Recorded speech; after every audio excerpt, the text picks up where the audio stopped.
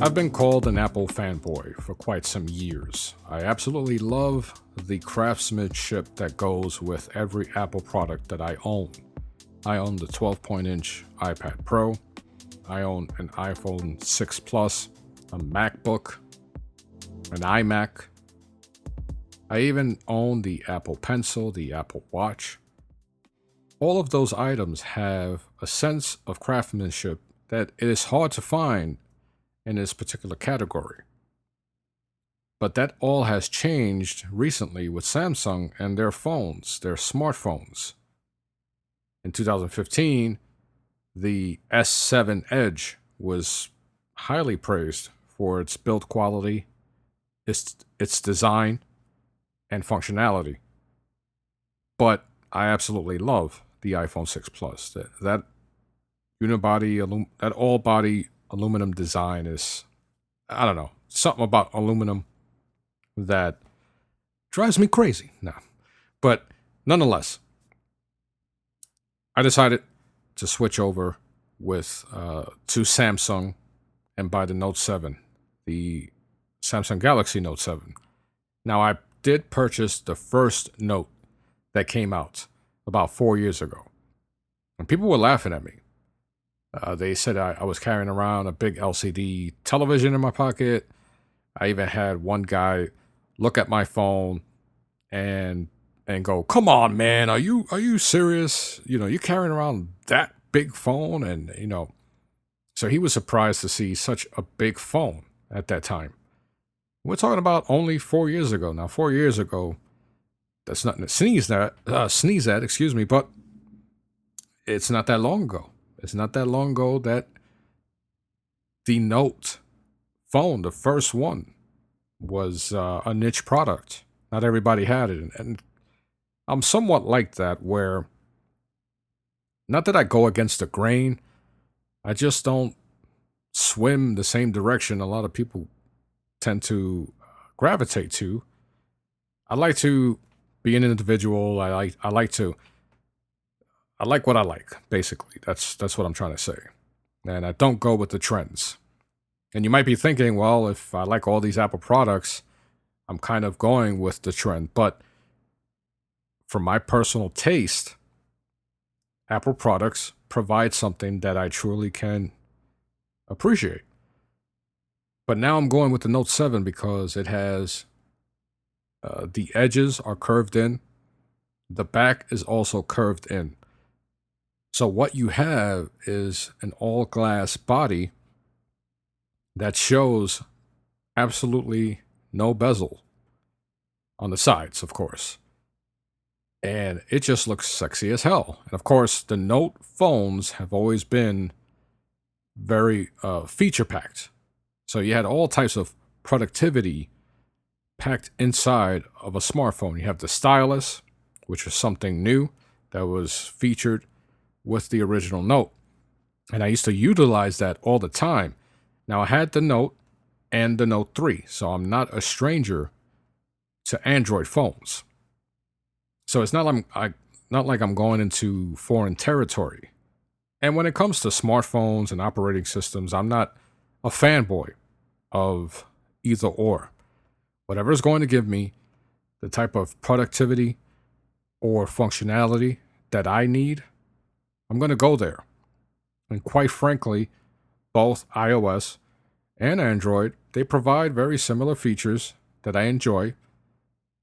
But there's that edge, no pun intended, that goes to the Note 7 with the stylus. And at this current moment, my iPhone 6 Plus, the screen is destroyed. I'm using my old Note 3, and it took a little while to get reacquainted with the operating system. But now I'm flying through it all over again, and I'm using the stylus once again to jot down notes, to jot down telephone numbers, directions. And the way they integrate the pen with the Note 7 and even the Note 3, I can jot something down on the notepad, let's say a telephone number, and I have the capability of highlighting that number, and it gives me the option to call that telephone number. So it takes my handwriting and reads it It's not 100% accurate all the time, but for the most part, it's been working really well. So, I mean, that is freaking awesome, in my opinion. That is freaking awesome.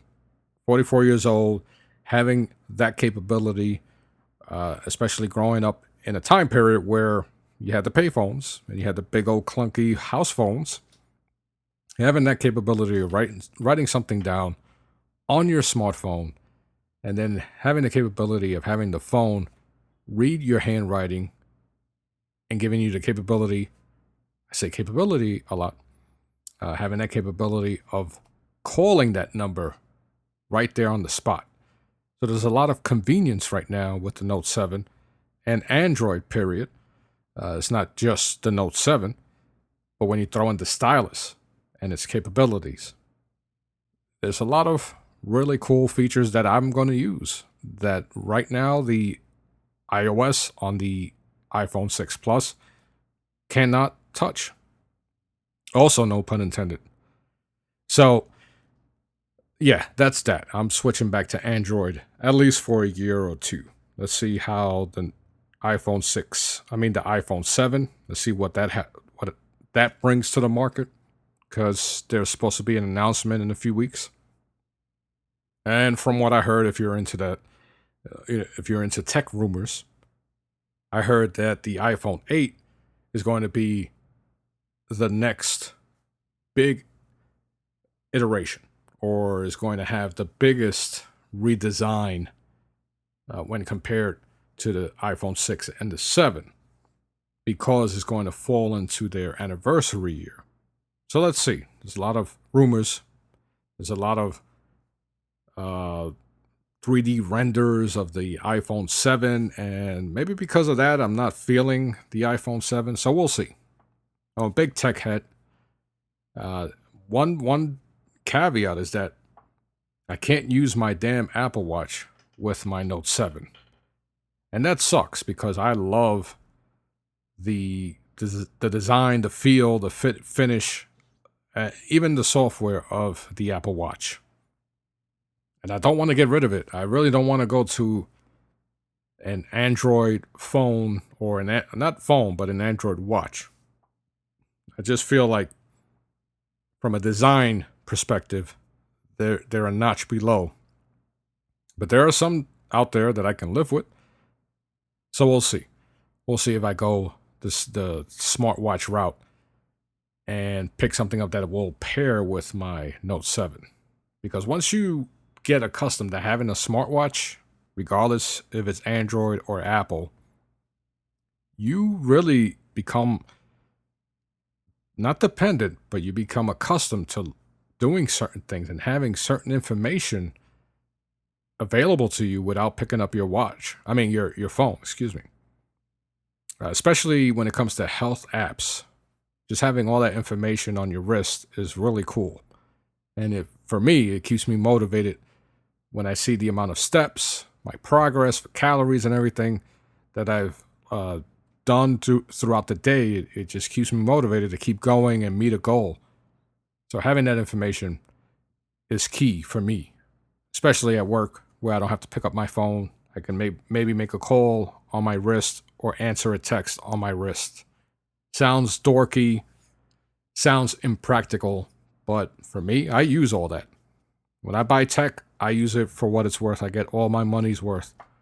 I don't waste it. So having the Apple Watch, it made buying the Note 7 really difficult. And my wife was like, do not determine whether you're going to buy a phone based on your watch. But in this case, I really had to think long and hard whether I was going to switch over to Android because of the Apple Watch. It's a terrific device. I'm definitely going to keep it. Somehow, I got to figure out a way how to utilize it. I can still take my heart rate, count my calories. I can still do all the workout stuff with the Apple Watch without having it tied into a phone. So that's good, but I just can't answer messages or phone calls. So I'm screwed out of that. Now, sticking with technology, I bought a pair of Bluetooth headsets or headphones. I mainly bought them because I was going to get the iPhone 7. And based on the rumors for the iPhone 7, there are a lot of rumors stating that they're going to eliminate the headphone jack. So I figured, let me get a pair of Bluetooth headphones so that I can be prepared when I get my iPhone 7. I bought some Jaybird Freedoms. Now, I bought the X2s by Jaybird. And Jaybird is not a really popular name, like let's say Beats, but they make high quality headphones. If you ever met someone who owned Jaybird headphones, they'll tell you the same thing I'm about to tell you, and that their products are high quality and have amazing sound. Now, I had a pair of Bose Sound Sports that had an incredible sound. Unfortunately, they don't make that anymore. And the new ones that I replaced mine with, they just had a plasticky feel. I didn't like it. So I returned those. The sound was, it had crisp sound, but I needed more bass. I needed more cowbell. And so I returned them and I got the Jaybird X2s. Great sound. Pain in the ass to try to find the right earpiece to fit my ear anyway. And it comes with a slew of different sizes, even memory foam earpieces or ear tips. So I stuck with the X2s for about a week. And finally, I decided, you know what? Let me get the newer Jaybird Freedoms. And the Freedoms come with an app that allow me to adjust the firmware settings, aka equalizer, from my smartphone. So I can adjust the equalizer and have the firmware change on my headset. And so that will remain, the headphones will sound exactly the way I want them to, regardless of which device I'm listening to. Now it's using Bluetooth 4.1 or something like that, so I can pair them to two devices at once. I can listen to music on my iPad, and then if my phone rings, the phone call will come through. It'll switch without me having to manually switch it over. So that in itself was worth me upgrading. And then the size of the actual earpiece is extremely small, but with that, you get a bigger control station on your cord. So you have your buttons, your volume buttons, your power buttons, but now you have the battery built in, so you have a slightly thicker button layout. And another caveat is that you have to charge it. You have to charge this particular set of headphones, the Freedoms, with a little special dock station that connects magnetically to your buttons. So this whole little setup that attaches to your cord, unfortunately, I'm doing this via audio. It has your volume, your power, and of course, the microphone, and a magnetic station in the back that connects to this particular dock. So if you lose it, you're screwed because it's proprietary. So there's no other way to charge these Freedoms but the lightweight, the metallic build on the head earpieces themselves. It just screams high quality. And the sound. I've tested out the equalizer settings on my phone, and I have different settings now. I have some that have a lot of bass. I have some that are more for podcasting. So the highs are a little higher, less bass. And then I have a setting for movies where there's a little bit of everything. Some bass, mids, and highs. And it's amazing how when you change the settings of these Jaybird Freedoms, it's amazing how different the sound is. It's not a gimmick at all. this software is not a gimmick. And once I tested it and I realized that these equalizer settings are legit, it definitely changes the sound of your Jaybirds. I stuck with them. And the Jaybird X3s are coming out soon. And they also going to have the app where you can change the firmware settings, the audio settings of your Jaybird X3s. So I'm very happy with these Bluetooth headphones. Once I realized I was going back to Android and the Note 7 is going to have an audio jack, I was going to go back to having headphones with a cord, but I've grown accustomed to having the freedom, no pun intended, once again, of not having a cord in front of me. I could put my phone in my book bag, my back pocket, and I don't have to worry about having a cord that's in the way. And also, as I stated, sometimes I'm watching a movie on my iPad on the train, and if I want to switch over to my phone and listen to music, all I got to do is hit play on my phone, and it instantly switches over. That's more. I can thank the newest version of Bluetooth for that. But the convenience is just as a total package. No cord, lightweight design, and the Bluetooth features is just a great overall purchase, in my opinion. And also, one more thing that has happened since the last episode of the Anything podcast. We got a new Subaru Forester 2017 edition. This time we decided to go with leather interior. So we got the exterior is black, the interior is black. It looks super slick. And Subaru added a lot of nice little features to its premium edition. With Subaru, you have your basic, your premium, and then you have your more expensive.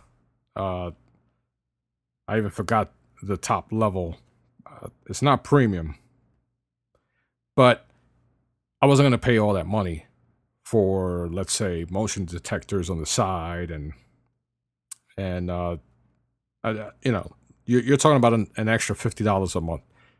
So we were happy with the premium edition for the 2014 model that we had. Now we're at 2017, and it's good to see that, as a consumer, as someone who really, really appreciates what Subaru does with their vehicles. They're super safe. You have all-wheel drive right out of the box. You don't have to pay extra for that. And just the dependability of their products, the resale value. And it was nice to see that Subaru was finally, one thing that you could criticize Subaru for was its quirky body design. It used to be a niche product.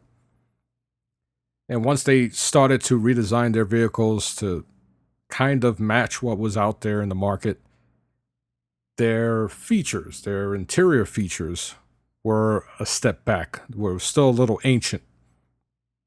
So now I have like aluminum fitting on my buttons, and for buttons for the windows, and we have automatic windows. In the 2014, we had automatic windows on the driver's side, and if I wanted to get it for the passenger side, I had to step up to its luxury model. 2017, they have it now for passenger and driver, which is, nothing that's going to change my driving experience, but it's just good to see that it's part of the premium package. Premium package basically is the step above the basic level. And then fog lights. It came with fog lights, which is something I wanted, but once again, it was either I had to pay extra for them to install it or get the limited edition. That's what I was looking for before, the name. And the rear spoiler. Once again, it comes with the limited edition, or I can buy it separately. So I'm really happy. I'm really happy with the 2017 Subaru Forester. As I stated, black on black, looks slick, is a pain in the butt to keep clean, of course. But my wife loves it. She feels safe in the Subaru. I feel safe, and it drives incredibly well. And I look forward to driving it on the weekends. So those are the three things that happened during the last episode, from the last episode of the Anything Podcast to the current state of my life. And regarding the project I was doing before, that has come to an end. It was something that was the time period has ended. Whether we continue and extend it, that particular project that I was telling you about, that remains to be seen. But it was an experience that I'm not going to forget. A very useful experience, something that I was able to learn a lot, and I'm basically happy it happened for several reasons. So once again, out of respect, it was helping someone with their podcast and their audio, their videos, someone who has come out in movies and things of that sort. But I'm not going to name names out of respect for their privacy. But hey, I never thought I'd be in that situation, and it was awesome. So stick with it. Whatever you're doing, if it's something you love, whether it's podcasting, video taking, or taking photos, videos, or doing YouTube, whatever, just keep at it. You never know when you're going to catch that break, and you better be ready to take advantage of it when it does happen. So anyway, as always, I appreciate that you take the time to listen to the Anything Podcast. I'm Jose Betancourt. Talk to you soon.